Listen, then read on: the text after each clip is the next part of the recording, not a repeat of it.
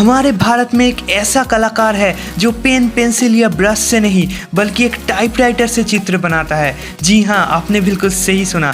इनका नाम है AC गुरुमूर्ति। बेंगलोर के रहने वाले ये आर्टिस्ट केवल अपने पुराने टाइपराइटर की मदद से कमाल का पोर्ट्रेट बनाते हैं। 2019 के मार्च में गुरुमूर्ति हेडलाइंस में आए जब उन्होंने विंग कमांडर अभिनंदन वर्तमान का पोर्ट्रेट बनाया। गुरुमूर्ति एक बैंकर हुआ करते थे और आर्ट उनका पैशन था। ये सोचकर कि सामान्य तरीके से ड्राइंग करके सफल होना एक मुश्किल काम हो सकता है, उन्होंने एक टाइपराइटर को अपने कला में इस्तेमाल करने का फैसला ले लिया। लेकिन ये भी काफी मुश्किल काम था क्योंकि टाइपराइटर में कोई इरेज या डिलीट बटन नहीं होता है, यानी एक गलती और फिर से शुरुआत। लेकिन उन्होंने हार नहीं मानी और अपने हुनर से लाखों लोगों के बीच अपना नाम बनाया।